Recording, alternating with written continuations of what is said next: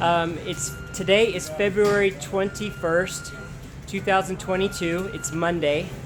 5 days ago, there was supposed to be an invasion. Russia was supposed to invade Ukraine, and it never happened. And so here I am in the country that the United States built, that the puppet Yeltsin built. Russia is not communist, Americans. Russia is capitalist.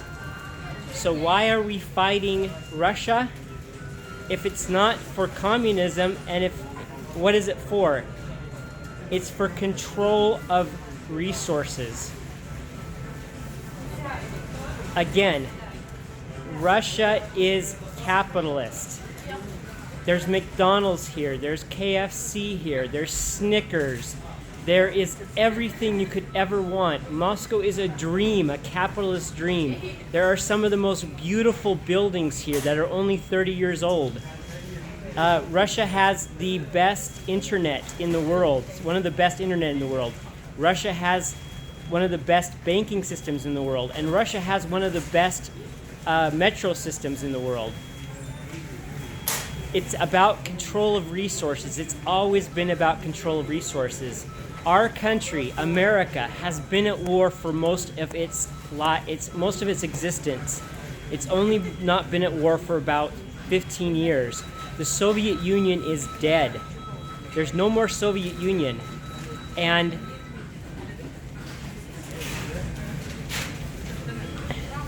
now we have this. And China surpassed the United States in 2015 with purchase power parity. And now it's an economic powerhouse, and that threatens the people at the top. China has laid more concrete in 20 years than the United States has in its entire existence. It's all about resources. It's all about money at the top.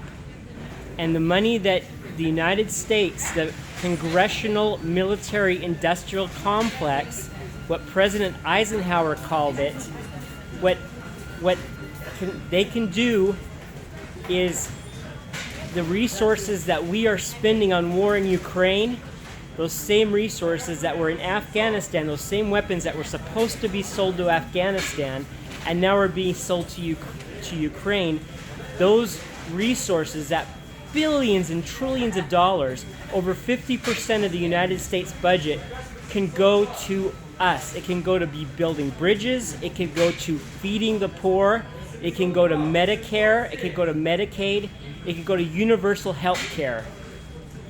But instead, America wants war. The most violent country right now, internationally, the most violent country in the world is the United States.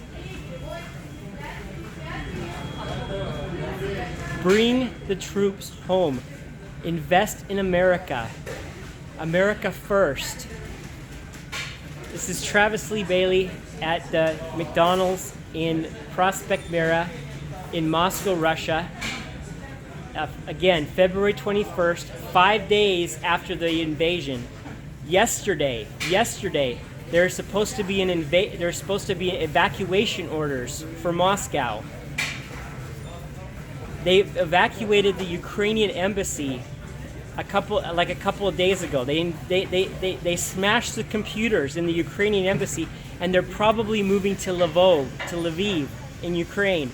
They're going to do the same thing here in Moscow. They're retreating. The United States is retreating. And we need to accept that we are second. We are number 2 now economically. And that's okay to be number 2.